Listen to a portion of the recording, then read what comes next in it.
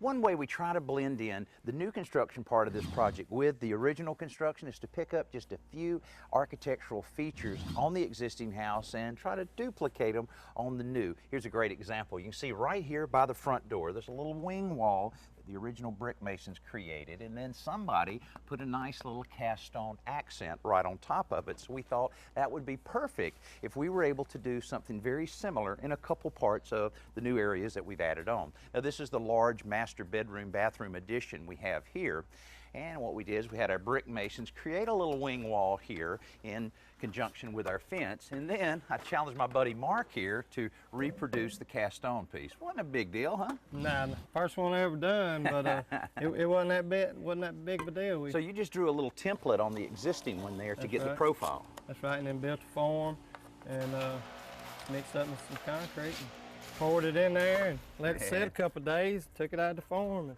should fit real good.